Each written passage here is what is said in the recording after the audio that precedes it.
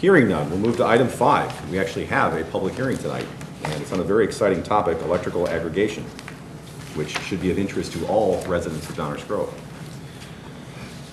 I would like to call this public hearing to order. This public hearing has been called by the Village Council pursuant to the Illinois Power Agency Act to consider the proposed electric aggregation plan of operation and governance for an electrical aggregation program of the Village of Downers Grove. Notice of this hearing was published in the Downers Grove Reporter, and a copy of the notice and the proof of publication have been presented and are made a part of the official record of this hearing. I would like to summarize the procedures which we will follow for tonight's public hearing. First, I will ask the village manager to summarize the proposed electric aggregation plan of operation and governance program. Second, I will then ask if any member of the village council wishes to make a statement or ask a question. Third, there will be an opportunity for members of the public to make statements or comments or to submit written statements or comments for the record. Fourth, I will again ask if any member of the village council wishes to make a statement or ask a question. Fifth, and finally, thereafter, the hearing will be adjourned. At this hearing, witnesses will not be sworn, and a verbatim written transcript of the statements or testimony given at the hearing will not be prepared. So if you were worried about that, don't worry about it. However, a recording of the procedures will be made on village equipment and retained until minutes of the hearing have been prepared and approved by the village council.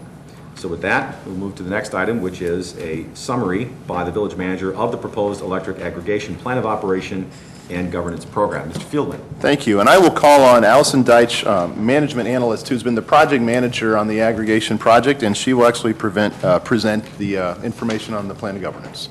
Good evening. Good evening. Thank you. As part of our aggregation process, we are required to hold 2 public hearings on our plan of operation and governance. Tonight, as part of the public hearing, I'll provide a brief summary of the plan's key points. We'll also provide an update on the process, including a partnership opportunity that we are proposing, and an update on the schedule for the remainder of the process.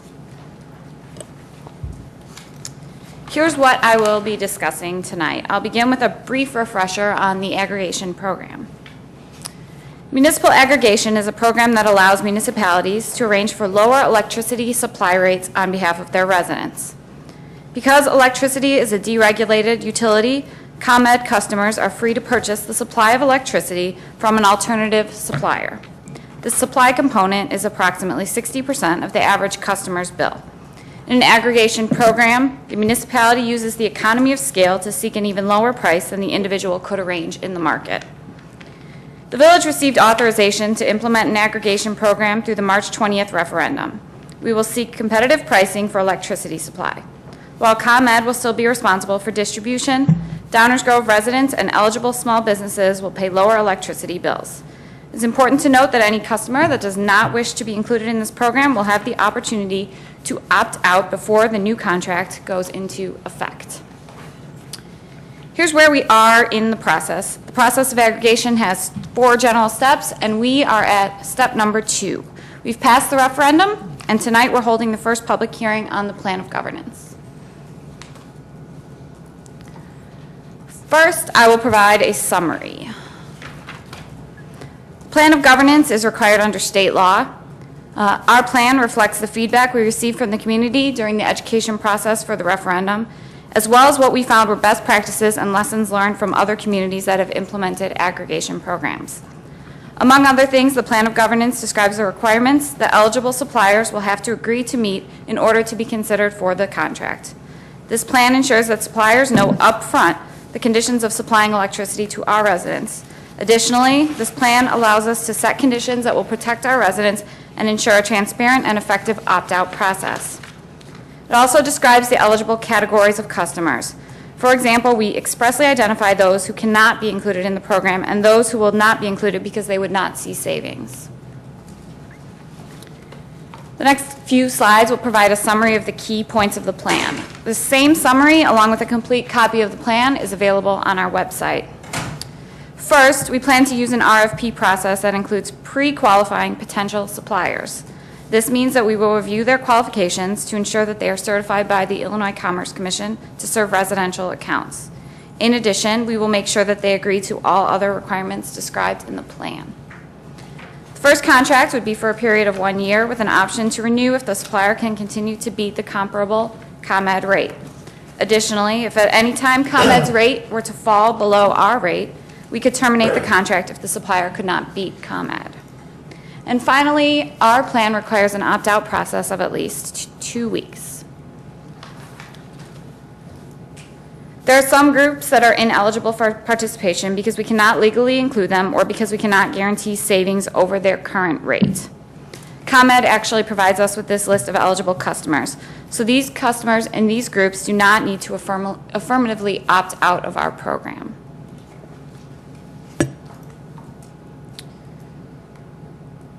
Plan of governance describes the increments of renewable energy that the village will review. From the state requirement, which is currently 6% for the period from June until May of next year, up to an increment of 100%. In short, renewable energy does not mean that the electricity that we use is necessarily of renewable sources, but it does mean that the equivalent amount of renewable energy would be supplied to the energy grid. I'll use a short example. It's similar to filling a bathtub with several different faucets. When we drain the bathtub, we don't know necessarily which faucet provided the water we're draining, but we do know that one of those faucets had renewable energy flowing out of it. And then finally, if a resident were to inadvertently opt out of the program, they would have 60 days to re-enroll in the program at the same rate as everyone else.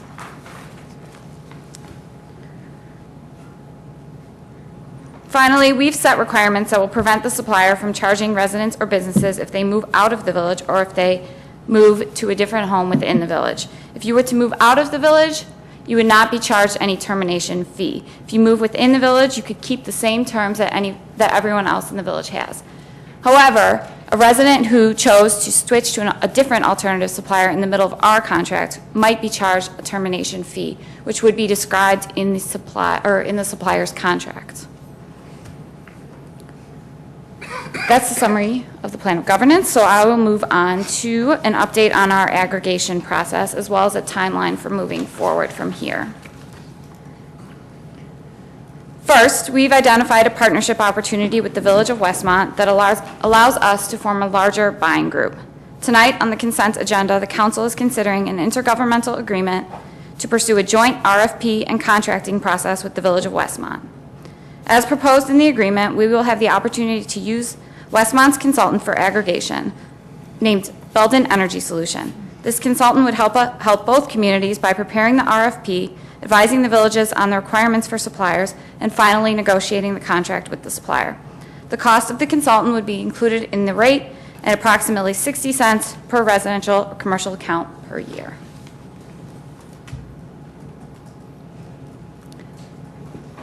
After the Village Council approves the plan of governance and adopts an ordinance authorizing aggregation, we would issue the RFP to suppliers. And this slide talks a little bit about what we would ask for in the RFP. We will ask suppliers to provide us with a proposal, including their qualifications and preliminary pricing. Using those proposals, we will ask the Village Council to authorize a list of qualified suppliers, as well as to give the village manager the authority to authorize the contract with the lowest bidder from among those qualified suppliers. This process would ensure that we choose the lowest bid from among a list of qualified suppliers. Finally, here's our timeline for moving forward.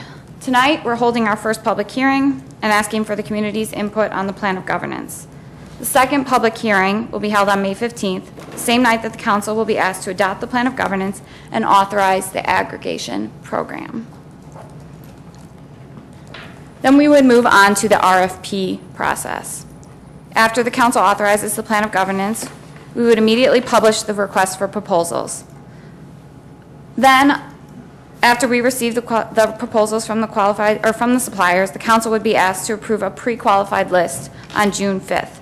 That night, given that we would have preliminary pricing, we will ask the council to select the renewable energy mix as well. And then finally, during the month of June, our consultant would help us to determine the best date for asking for final pricing from suppliers. The village manager would then be authorized to award the contract to the lowest bidder based on council-approved parameters. And then finally, we would arrive at the opt-out and the switchover process. We would anticipate that this contract would begin in late July or early August. That's all for the timeline and the information on the public hearing. I'd be happy to take any questions. Thank you very much. Take it then, that brings us to the second step, or the next step, which would be questions or comments from the village council. Any questions or comments on the electrical aggregation plan of operation and governance from members of the village council? Commissioner Schnell. I actually have two, and I don't, I don't know whether you can answer them, Allison, or you can get me the answers. As far as the termination fee is concerned, whether or not there would be a termination fee, is that part of the RFP process so we would know whether or not?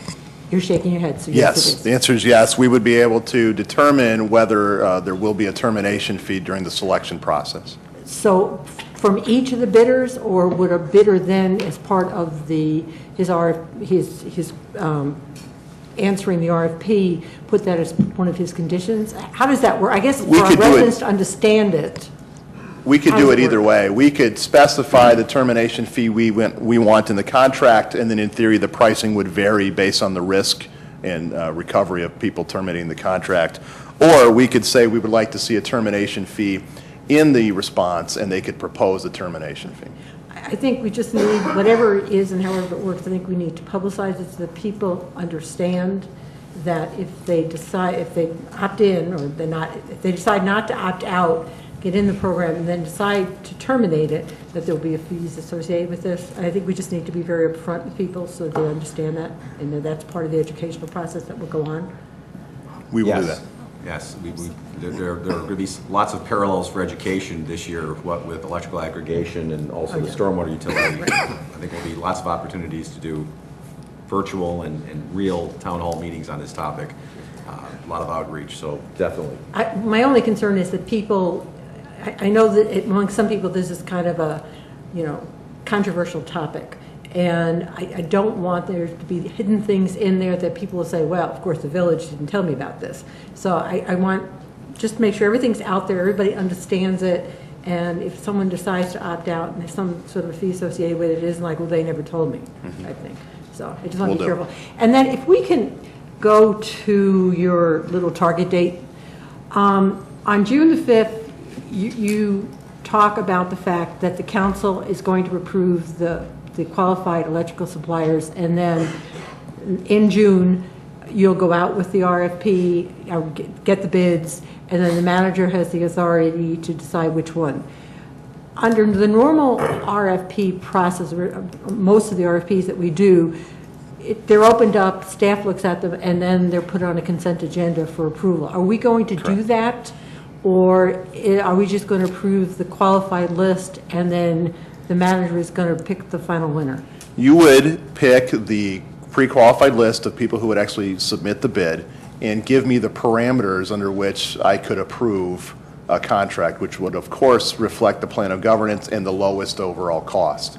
So it would be a lot like the parameters ordinances that we do for bond issuances. Okay. Exactly. Now, the reason behind this is when we partner with Westmont to get the bigger electrical load and more savings, there are two village councils that would have to approve it if we did it the traditional way, and that would actually end up costing us more because we would actually have to hold pricing on two different nights. So we think we can get the lowest price and council direction by using this parameters approach. But if we decide, if during this process it's decided that we would not get a lower price if we go in with the Village of Westmont, that would still remain the same? That is correct. One of the great benefits of partnering with the Village of Westmont is that we retain total decision-making autonomy. And we will also know through the preliminary pricing how the electrical suppliers view our electrical loads for Downers Grove and Westmont, and whether it is truly to our benefit to partner under one contract or if we're better off on our own. And we will know that through the preliminary pricing. So by the time you get to June 5th, you will know whether we'll be going out as a partner with Westmont or if we should proceed independently and why and how that will drive the lowest cost. And then, I don't mean to monopolize this, but then once the decision is made as to who the actual supplier will be, there'll be notification done in a village council meeting, Yes. obviously to us, but to our residents, so they understand who's going to be supplying it, what the fees are, et cetera, et cetera. So it's. That is correct. Similar, as you said, to a bond. It's just after Mr. Kren's topic of, there's different numbers. I think, again, we just need to be very clear for our residents as to what they're getting, how much it's going to cost, and where it's going. There will be an opportunity for an extensive education and public information process prior to and including the opt-out process. Basically, every eligible customer is going to get contacted by the supplier that we award it to and ask them to opt in or opt out, or excuse me, ask them if they want to opt out. And we will have information about that well in advance of before they receive that card. Okay, so not only on the webpage, but in other areas or other arenas too, for those Yes. people who don't have access to a web. That is correct. Okay, thanks. Right, and I think it will be important to pre-announce that, because in this day and age, a lot of us receive phone calls from telemarketers and spam emails, that they're not anticipating or recognizing the source of that communication, they'll probably ignore it. That's correct. Okay, thank you. Commissioner Rankin. I just have a few questions. You had explained this to me earlier, Dave, but I think it would be important for everyone to hear. Westmont and the Village of Downers Grove can make two entirely different choices about their power mix and the price and all of that. Just because we're going to bid together doesn't tie us to Westmont. That is correct. We are only tied to Westmont on the sides that benefit us, like sharing the cost of consultants and getting the benefit of a larger load going to bid, electrical load. But both municipalities maintain complete decision-making authority and autonomy. So once we get information back, especially after the preliminary pricing is available, we can decide what's best for both communities and act independently. Okay. And then the other thing is, if one of our residents doesn't appreciate the power mix that we select, they can always opt out of the program and select any company and buy any amount of renewable energy that they see fit, right? That is correct. They could choose to do it through an opt-out and just choose the green energy supplier or whatever mix they want through the opt-out process. And in addition to that, they could actually go on the open market and buy an item called the renewable energy credit, whether they participate in our program or not. So there's really two options for each individual resident to select their green energy mix. Okay, and then the last question I had was that the village is not receiving any revenue benefits from doing this. We're just doing this on behalf of the residents. Is it Absolutely not. Is it all for the benefit of the residents, and the village has no gain except to extend those rates to our Correct. residents? The rate is, the billing would be directly from ComEd to the residents, and the supply is the rate that they're being charged. This is all in goodwill. That is correct. We do not get any money from this. Right, just to pick up on that, what Commissioner Rankin is referring to is in some communities, when they've gone the electrical aggregation route, the community sponsoring the program that goes out to bid on behalf of the residents will take part of the savings that's generated from going to a different supplier and direct that revenue stream from that portion of the savings to something. We are not doing that at this time. Correct. It's not contemplated as part of this proposal. But in some places, they have done that. Yeah, I just wanted to make that clear.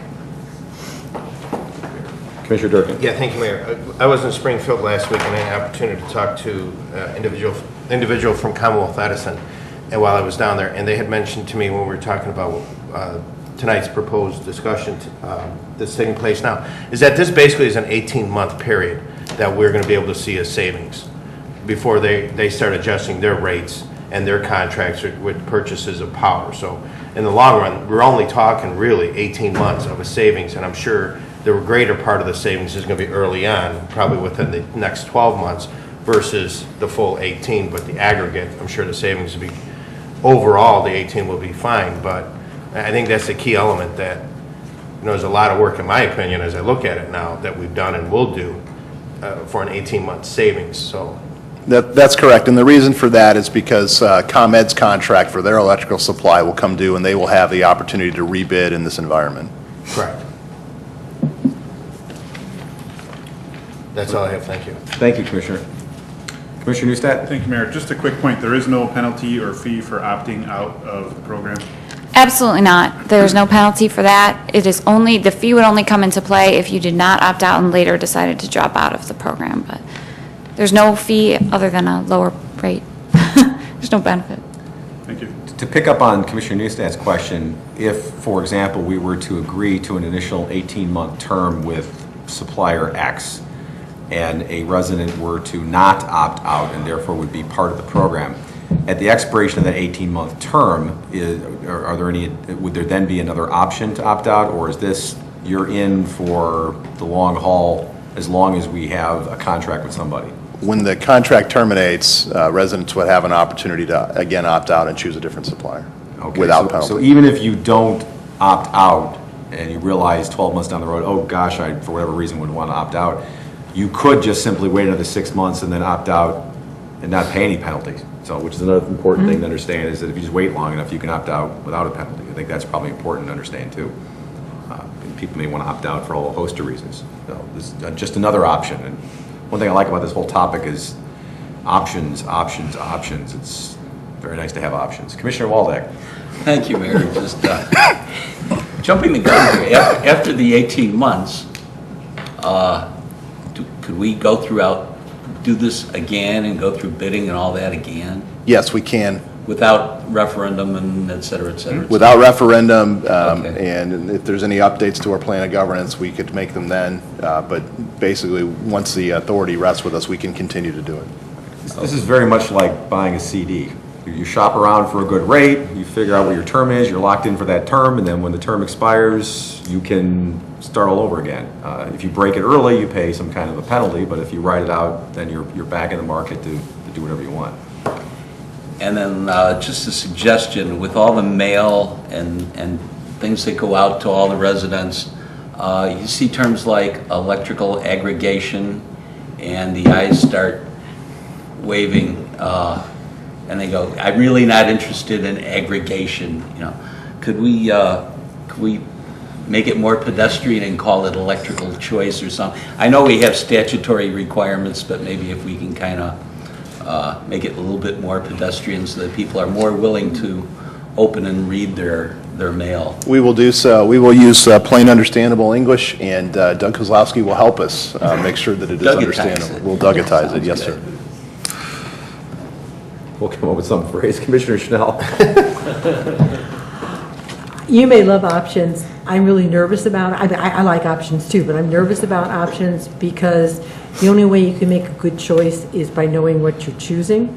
And again, it all goes back to education. And this is so new, and I think a lot of what other people have said, you don't, everybody gets so blasted many phone calls, half of which you don't either, if you have caller ID, don't answer because you don't recognize the telephone number, or after, I want to talk to you about your electric rates, you're down. So I think the more education and the more information that we can get out in Doug's plain English, the better off we're going to be, and really alert people as to when they may be seeing this information, so that when you get something from, Consolidated or whatever the energy company is,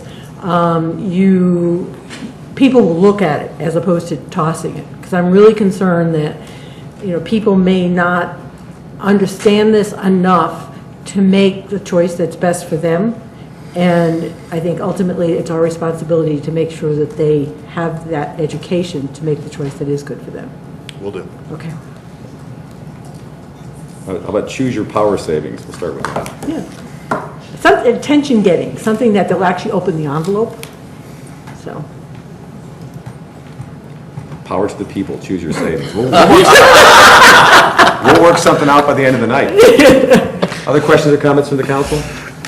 I Sure, had one more, Commissioner sorry. So I had asked you about if you have your own, if you've already gone out and done your energy contract, which we have at our house, we're not eligible to participate, so we don't have to opt out, right? Correct. That is correct. You And do not- then what if our contract expires before that 18-month or 12-month period? How do we get in with Right. the role? There's two ways that you could get into the program. The first is if your contract expires within the first 60 days of our program, you would be allowed to join at the same terms. Then after that, it would be up to the supplier to determine, it would be the supplier's discretion whether it were the same terms or not, depending on their ability to provide that rate at that time. But we would definitely talk to the supplier and discuss that further before we enter into a contract. We could actually include that as part of the contract if we insist upon it. Right now, It might it's, affect the overall parameters of Correct. the arrangement, Right now, it is in- anything's negotiable. right now, it is in the plan of governance as Allison has described it. 60 days, free look, you're in if you want to be in that first 60 days. After that, it's at the discretion of the supplier. And that's because it's a commodity and it can go up or down. Essentially. Well, sure. So- Because if you had too many people jumping, then it changes, I get that, it changes the analysis, but it's something we can talk about in the negotiation phase. Well, I guess what I was thinking about is how are people going to know what they're supposed to do? So we'll maybe have information Okay. on the website. Sure, sure, absolutely. Yeah, I suspect that once some of the information gets out, that there will be many more questions, and And more that will be one of them, and there will be more answers to questions. Question I had is going back to renewable energy and green energy, because I know when we first started talking about electrical aggregation in advance of the referendum, we received correspondence from a number of groups and organizations, individuals, encouraging us to make sure that there was some sort of renewable or green energy option in whatever mix we ended up deciding to go with. So as I understand what we're currently proposing in terms of an RFP, a request for proposals, it would give us some options as to what kind of green energy or renewable energy we might want to make available to our residents. That is correct. And because I know that there's a cost to that, and so we'll see the menu, the options again, so we can decide what we think is best. There are 5 options currently included in the plan of governance. Option 1, the minimum required amount of green energy under the state laws, which Allison pointed out is about 7 or 8%, right? 6%.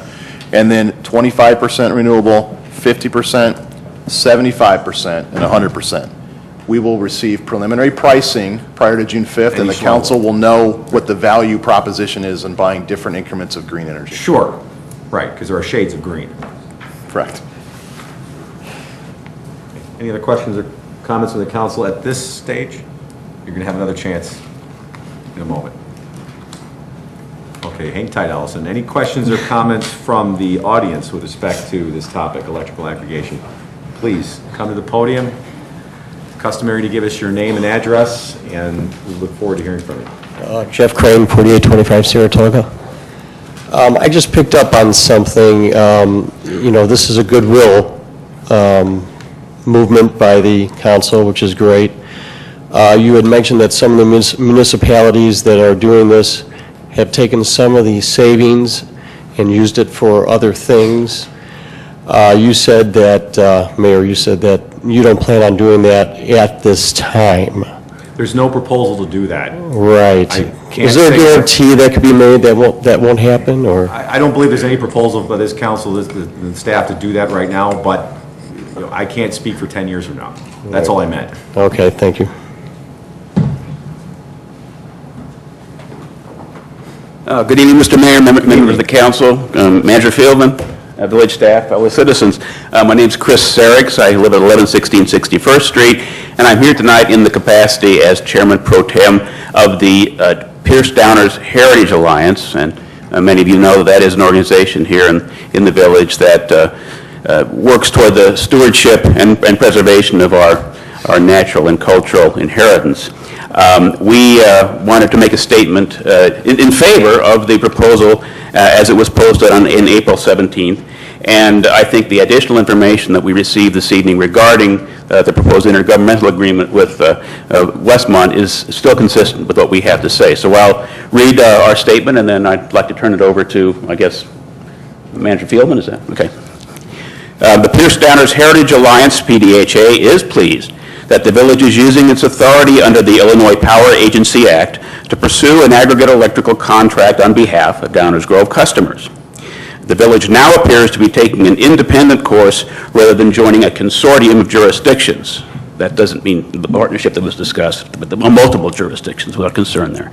We note that this does allow greater control on the village's part to set terms and conditions of the arrangement as reflected in the April 17, 2012 draft electrical aggregation plan of operation.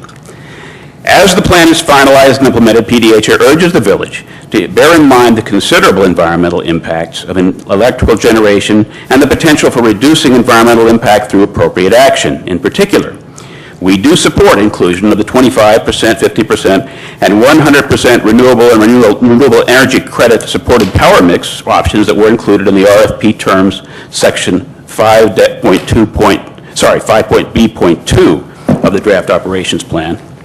We recommend expanding the treatment of efficiency and conservation measures. Currently, the draft operations plan provides in section 8.A that the discretion of the village, at the discretion of the village, the electricity supplier will, quote, develop and implement a program to educate residential and small commercial retail aggregation members on the aggregation program as well as energy efficiency and conservation tools. I think this reflects Commissioner Snell's recommendation that we need to make sure the public understands and is educated about these issues. But we recommend adding another paragraph to Section 8 of the operations plan, providing that at the discretion of the village, the electrical supplier will implement active measures to promote energy efficiency and conservation. We note that measures such as incentive programs for high-efficiency lighting and appliances, insulation upgrades, and providing information about average neighborhood electricity consumption have been successful in reducing electrical use in other communities. And finally, we recommend continued involvement of the Environmental Concerns Commission in development and implementation of the operations plan and in the supplier selection process. And I believe the governance provisions that are in Section 3 of the proposed IGA with the Village of Westmont do not preclude that participation, whether with the Belden Electric Supply or with the Village of Westmont directly. So as before, we support and encourage the village to pursue clean energy and conservation options that will provide the best overall benefit to village residents, including consideration of and promoting of new green energy jobs growth, improving the health and welfare of residents, and protecting our natural environment. Thank you. Thank you, Mr. Sarek. Thank you. Good to see you, Chris. Other questions or comments on this topic from members of the public? Good evening. Good evening again. Tom LeCren, 545 Chicago Avenue. Sorry, I didn't do that the first time I was up here. I just have a suggestion, perhaps in the notification to village residents, that we use a village envelope, so it's identified as the village, you're getting it from the village, more likely to open that than you would be from the supplier. And in that information packet, perhaps a covering letter from either the manager or the mayor. That's such a good idea that it's already in the plan of governance that it is required to use a village envelope, so village is. markings, basically. Great minds think alike. The other question I have is that we set the rules, but the actual operation of things like the opt-out program, et cetera, will be handled by the supplier. What happens if we have a problem? Who do we see? In other words, we can't go to the village because they're not doing it. They've set the rules, but It would be the supplier, and the village would continue to act in the advocacy role that we currently act in with ComEd or any other supplier. That said, though, in evaluating responses to our request for proposals, customer service and how a supplier responds to inquiries from residents when they have a problem will necessarily be something that we should very carefully and will very carefully weigh, because that is another component. You might save a lot of money, but if everybody has more headaches, then it's worth saving another half a penny. That's another thing to weigh. very good, thank you. Good point. Good evening. Good evening. My name is Rick Crilly, 535 Wilson. Are there any additional administrative charges or miscellaneous charges that would come into the whole formula for rates? No, the only charge that's on there in addition to the supply charge is a maximum of $10,000 for the village portion of the consulting services spread over all the participants, which is estimated at 60 cents per year per resident, 60 cents per year. Okay. And to clarify, that's not 60 additional cents per resident. That's not, we're not charging people 60 cents for the consultant. Correct. Let's just get that clear right now. Correct. That is paid for through the rates and the To the consultant. savings. Right, correct. Thank you. Will ComEd be making a request also, since we know that their contract is up at a certain point and they've been saying for years that we were locked into the higher rates, otherwise we would never have charged you that much. Would they be involved in making a proposal? Would they be invited to do that? Go ahead. No, the answer is no. And actually, if Jim Belden, the consultant, would like to answer that question more precisely, unless it's just plain old no, it's plain old no. Can you be more precise? And the point as far as everything coming out, somehow knowing this is the Downers Grove approved, because everyone knows how much mailing you get on the trains, it's on the posters, in the vestibules of the trains, call so-and-so. You talked about the percentage of green energy, and that they would give different rates then based at the different percentages. What will your priority be? Will it be finding the lowest rate? Or is it going to be somewhere in between, 0 and 100% green energy? I mean, I would think you have to have some. Sure. I don't think we have a benchmark as we sit here right now. I was only half kidding when I said there are shades of green. Obviously, this village and this community has embraced renewable, alternative, green energy. We can point to countless examples of that, particularly in the recent past.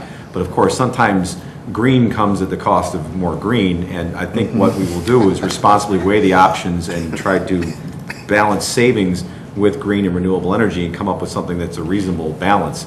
I don't think people would want us to be green at any cost, but I think that some responsible blend would be appropriate. We don't have the responses to the RFPs back just yet to know at what cost is green, but I would imagine could be some blend. But that will be another thing that we'll obviously want to hear from residents on once we have that information in front of us as to how much they're willing to invest in being green. That's correct. Mayor, if I could add to that? Absolutely. Allison, it's 6%, has to be in there right now per the state guidelines. Excuse me, yes. That is correct. The current state standard for 2012 is 6%. It increases over time to 25%, I think, the next 10 or 15 years. And our our Environmental Concerns Commission recommended a 25% Correct. mix of supply energy. So Correct. those are kind of the two of the numbers that we're using right now, or at least I am. We'll see when we get the proposals back where the financials line up with those numbers. Yeah, obviously, if we could get 100% renewable energy for the same price as 6%, that's a no-brainer. I doubt that's probably not going to be what's going to be presented to us, but we'll see. And it does sound like at some point we'll be obligated to go to 25% over time, and there's a recommendation right now from one of our boards and commissions to jump that and get a head start on it and go to 25%. That eventually we'll be obligated to provide regardless, or at least have as part of our proposal regardless.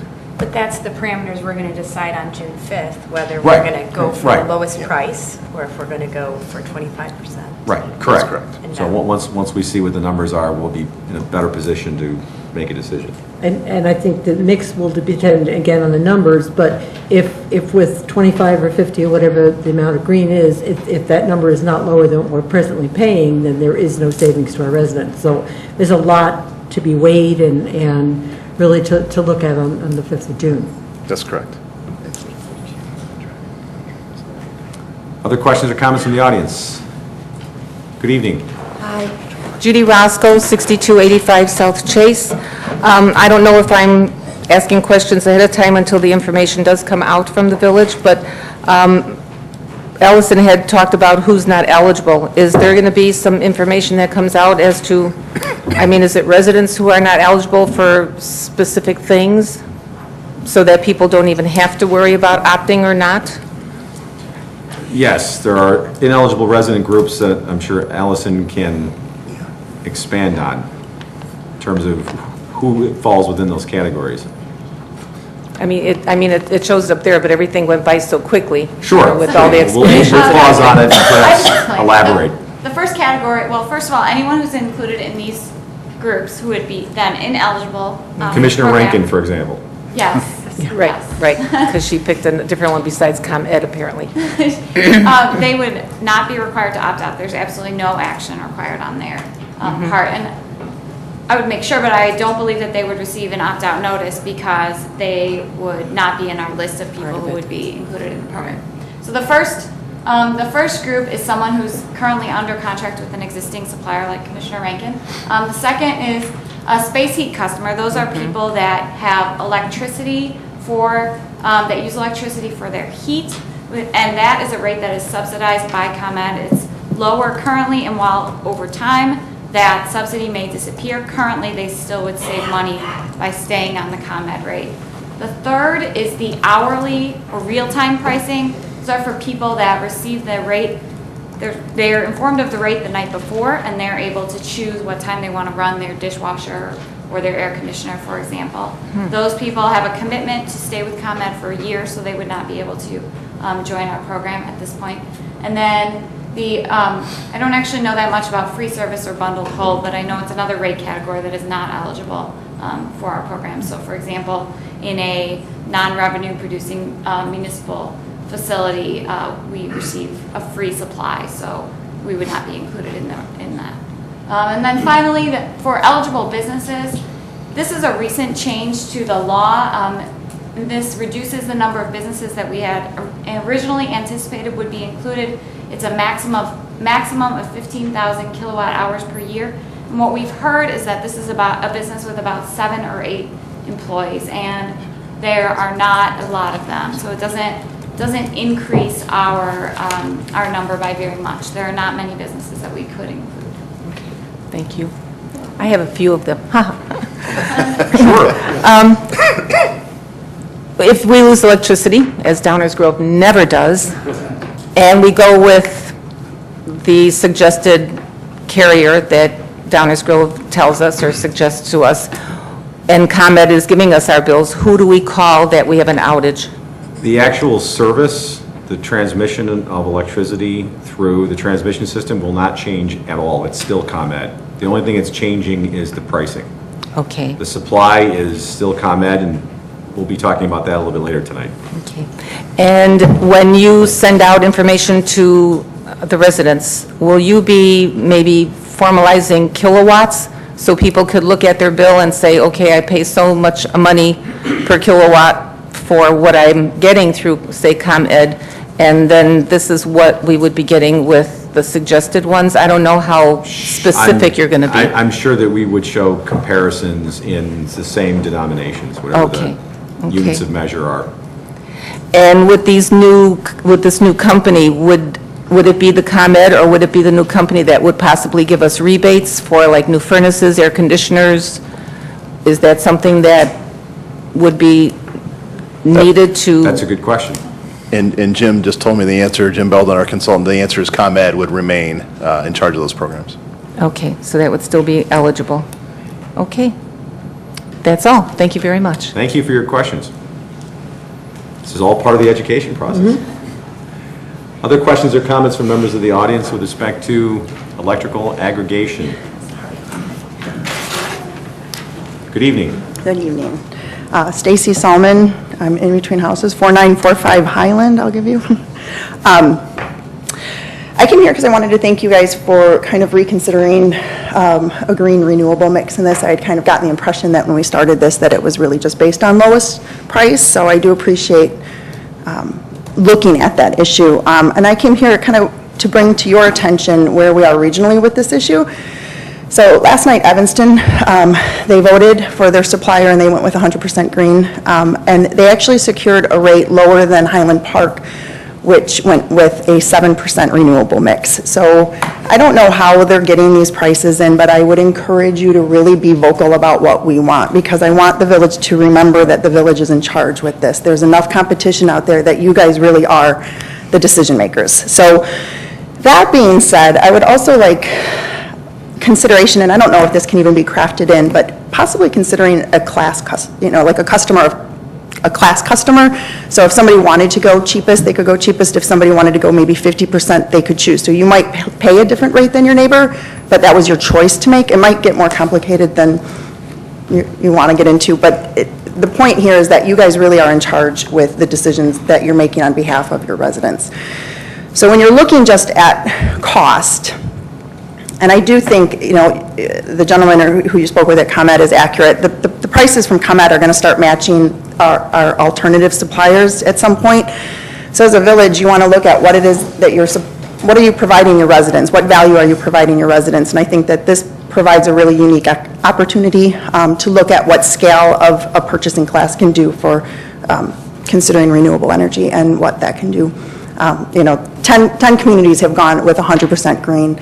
I know some people at Oak Park, they were very excited about our meeting, and they said, you're welcome to call any of them to talk about their experience. They actually did send out a flyer in the mail to, once they secured some rates, they sent out a flyer, a questionnaire, and their residents, which, we're not Oak Park, but they chose 100% renewable. So be a good vocal advocate for what your community is asking for, and keep in mind that you guys are in charge, and don't hesitate to ask questions about what other communities have gotten out of this, because there's some really good things happening regionally.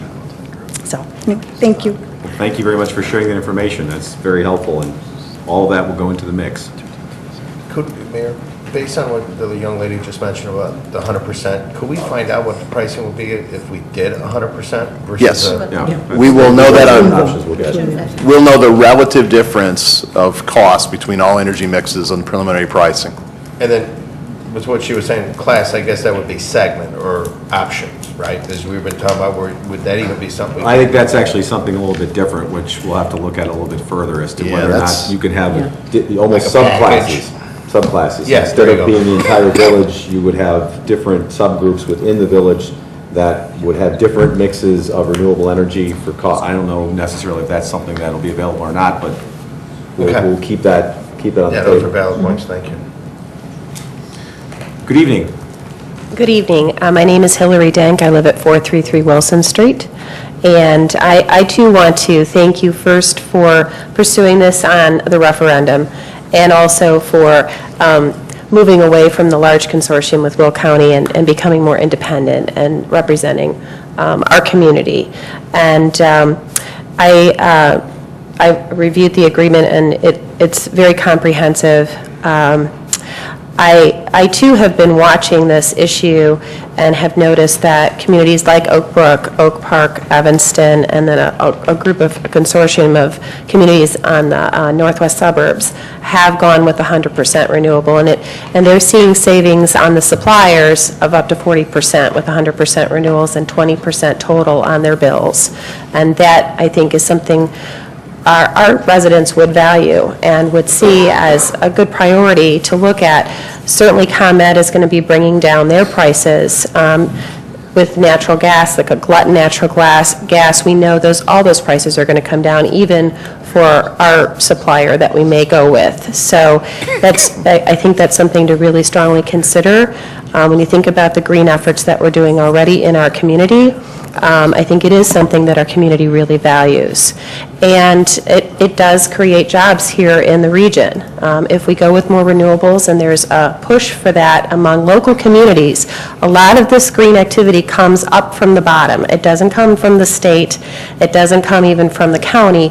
It comes up from communities like ours and many others in our region that are saying 100% renewables make sense. Even if you're doing the carbon credits, it does encourage these energy companies to look at adding more wind turbines, adding more other renewable building and infrastructure here in our area. And so it could lead to economic growth, which would be wonderful for our whole region. We held at the League of Women Voters recently a forum about the smart grid, and there is some considerable confusion about how energy is delivered and the difference between who delivers the energy and where the energy is being supplied from. And so I think that's an area where there needs to be a lot of public education, so people really understand you're still going to get your bill from ComEd. ComEd still provides the wires and, you know, the meters and all the infrastructure, and all we're looking at is the suppliers. And that's always been a separate part of the ComEd bill, but people don't really notice that. So I think that that is a really helpful thing to educate people, and even opportunity to talk a little bit more about the great things that are going to be happening with the smart grid too. That's really going to help bring down our energy expenses overall. The one other thing that I just wanted to bring up is that, yes, you can individually purchase power from a supplier that has a large green mix or 100% green mix, but that purchasing power for an individual is much less than for our village or with Westmont. And so you really can't even compare those costs in many ways. So I think that you could do it individually, and that is an option for people, but those are the people who really are very committed to this issue and are willing to pay quite a bit more for their electricity if they're looking for that 100% mix. And that really, I don't think a lot of people really want to do that. They want the win-win. They want the green, and they want to save money. So we have a great opportunity to do that here, and I really appreciate that you're pursuing this, and hopefully we'll have some more input. I do have a question about public input. There's a lot of people who can't come to evening meetings. Is there an opportunity for people then to submit their written recommendations or questions from now until the 15th? Because it looks like you're going to vote on at least the the governance agreement on the 15th, correct? Yes. The answer to the second question is yes. The answer to the initial question of will there be opportunities for public input, yes. Okay. By multiple forms of media, anytime between now and then. Okay, and who should they direct that information to? To commissioners, to the village manager? What's the best place to send that information? All of the above. You can send it to the village manager. There's several places on our website that you can click any one of those email addresses, and I will get them. So we'll take them from any source. The favorite one seems to be mayor and council, which goes to the mayor and council and the village manager. Okay, excellent. All right, thank you so much. Thank you very much for your comments. Other questions or comments from the audience as part of this public hearing on electrical aggregation? Good evening. Good evening. Dale Lehman, 157 41st Street. In the spirit of fair disclosure, I should say that I am employed by Exelon, not ComEd, and I will not be speaking for or against the proposal just for appearance of potential conflict. But I do have two suggestions and comments. First, the 2-week opt-out window I think is too short. When we pay our bills, they usually say we should allow up to 5 days for the mail service to be delivered. I feel that 2 weeks is way too short. I happen to be in a fortunate situation, expect to be out of the country for 2 weeks, sometime between now and Labor Day. So I might not even be here to be able to do that. My gut tells me 30 days, but I understand the desire to move quickly on this, so I would suggest a compromise of 3 weeks instead of 2 weeks. The second one is, in response to some things people were saying, perhaps we should also consider an option of something on the neighborhood of 7 to 10% green in our request for proposal. I think that's about what is available as far as nationally, as far as green energy generation capability. So as I recall looking at the proposal, you were looking basically at 0, 25, 50, 75, and 100. There may also be a number somewhere in the vicinity of 7 to 10 that might also be a good option to include in the RFP. And that's all I have to say. Thank you very much for sharing that. And the notice provision is particularly practical observation, so thank you. Isn't the lowest power mix 6%, right? Yes. State requires 6%, as Commissioner Newstaff pointed out earlier. Other questions or comments from members of the audience? Public comments on electrical aggregation, plan of operation and governance. Okay, that brings us back to final questions or comments from the village council on this item. Commissioner Newstadt. I'm going to agree with Mr. Lehman that window of opt-out time, if we could look at that and see what maybe other communities are doing with use our consultant, just to get some more information on that, I think would be a good idea.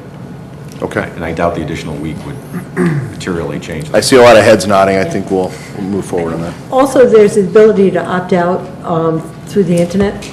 You could do it quicker. I mean, if you're out of town, almost everyone has, well, I shouldn't say almost everyone, lots of people carry computers, or at least smartphones, whatever they're called, so that you can access things, and perhaps if there were at least the ability to do that, it would be helpful to residents too. There's probably an app for that. I'm sure there is, I don't know. I still have an old-fashioned phone, but.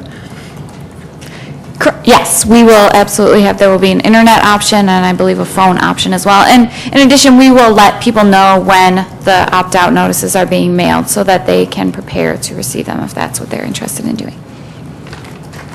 Thank you. Other questions or comments from members of the council? Commissioner Rankin? Stacy Selman was asking about the individual choice, and that was an option that I was interested in hearing more about too. But in the council responses, you detailed this North Shore Electricity Aggregation Consortium. Can you tell us more about that? Or would you Sure. like me to- Sure. There are 8 communities in the on the North Shore that formed a consortium. One of the communities, Lake Forest, elected to purchase 100% green energy. The other communities are allowing their residents to opt in for a green rate after the opt-out process is over. So they would, all of the residents all of the people who are members of their aggregation program will receive a postcard saying, would you like to sign up for additional green energy credits? So there's an additional administrative cost and concern that we're looking into on that option. Well, and then you also said that it would drive up the rates that we would receive from the different bidders, right? It could quite possibly because of the administrative costs of Is an there any- opt-out Is and there an any way, opt-in. to Commissioner Rankin's point, is there any way that we could at least ask in the RFP responses for perhaps that cost to be broken out so we at least know what it is? So if we decide that that's not an option, we know it because of the associated cost. I Sure. think that might be helpful in the Yes. decision-making process. Yes, we can. Again, lots of options. I'm sorry, I didn't mean to interrupt you, Commissioner. Okay, and I just wanted to just make a few final comments. You know, when we went to our residents to ask them if they wanted us to pursue electrical aggregation, we talked about lowering the price of electricity. And I understand and empathize with all the comments that we're hearing, but I think we really need to do what our residents asked us to do and lower the price of electricity. So when we're making choices, I'd like us all to consider that and not be swayed necessarily by, well, we all have our own personal choices, but I think that's important, and I know that's how I'm going to vote. Right, and if I'm understanding you correctly, you're talking about the balance that we're going to try to achieve between saving on electrical, generating savings for our residents on electrical power, which was the whole purpose behind this, and also respecting and embracing the options that might be available for renewable and green energy. If we can do both, obviously that would be a If we no-brainer. can do both, great. That's going to be the balance that we're going to have to achieve, but we don't have that information in front of us tonight, but we will, and we'll have that discussion, and everyone will be able to listen and weigh in on that as well. But I understand your point. Other questions or comments? Sure. I just want to thank staff. Allison's done a great job, Enzo's done a great job, Dave's done a great job. But I think staff has done a really good, everyone else in staff has done a great job. But no, oh gosh. We talked today about this. This is an educational process for us as a council too. And, you know, staff obviously are the experts in this, but we need to understand it, and our residents need to understand it. And the more information you give us in a way that we can understand it, the better off we are, and I think you've done a great job of doing that. Thank you. So, Thank you. I just want to compliment everyone on a job well done, Allison. Thank you.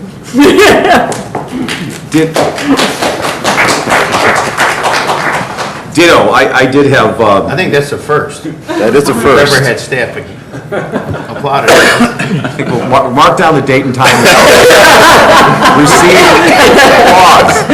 You just set the bar higher. You always seem to do that here. I actually had a question which doesn't require answering tonight, but it's one that, as we discuss the renewable energy, green energy options that we'll be considering, I think becomes important, and that is, especially going back to the bathtub analogy, since we're going to have potentially multiple faucets filling this bathtub, and as it drains, we don't know from which faucet the energy came. Some might be renewable, some might not be. The question I have is, how is that audited so that as a community, if we actually end up paying, or it's not going to be paying more, we'll be saving less in order to invest in and embrace green energy. How is it as a community that we can audit and satisfy ourselves that those sources of renewable energy are in fact sources of renewable energy? And I assume that there are reports generated and whatnot, but how do communities satisfy themselves that they are actually getting what they're paying for, or, as I should say, saving less in order to support renewable and green energy? We do, in our plan of governance, require a report from the supplier. However, I would have to find out a little bit more and get back to you on the specifics of how those are certified. Sure, and I didn't anticipate an answer tonight, but going forward, I would want a little bit more than, oh, here's our fancy glossy spreadsheet, look at all these nice numbers. How do we assure ourselves that that's actually happening? There's some independent audits that are done. I don't imagine we're going to have our own independent auditor go out to some transmission facility in Waco, Texas, but I'm sure that there are ways in which these things can be verified, and that would obviously, I think, be important, that if we're giving up some savings, that we're truly getting what it is that we bargained for. That was the only other question I had. Just in light of that, when we were National League of Cities, and I was at the I think it was Gilbert, they have a facility there where they were actually selling their solar power to Integris in Wisconsin because they were using it as credits for Integris. So they were getting so much credit towards their electric bills, and they were selling their solar panel power to a firm in Wisconsin. So you're right. I think there's got to be reports out that they did actually get a report of how much they sold and how much they were credited for, et cetera, et cetera. And I'm sure then it goes into a mix, which then allows them to say they have so much solar or green renewable energy. But I don't know exactly. We actually saw the production there, which gave us an idea of how much they were actually selling to Wisconsin. But I don't know how you then bring it down to how Downers Grove is taking 0.25% of that, or whatever it may be. So, well, it's not so much the percentages that I'm concerned about, is that some verification that the source, whatever it is in fact meeting the criteria for renewable or green energy that we think it is. right, I agree. Well, as I read, and correct me if I'm wrong, when you buy a renewable energy credit, it gets assigned a number so that you know that it's official. It doesn't just go into the mix and go missing. Am I right? Do I understand that properly? We'll provide more information on that. Yeah, that's, We'll look into it. I didn't expect to have a Spanish Inquisition tonight. Thank you. Any other questions or final questions or comments from members of the council? Hearing none, I will then declare this public hearing adjourned. Not the meeting, but the public hearing is adjourned. Thank you very much, and I want to thank everyone who weighed in with comments and questions. I think all those were very helpful to the overall discussion, and as mentioned, this is in fact part of the ongoing public education process for what is a new thing in Downers Grove.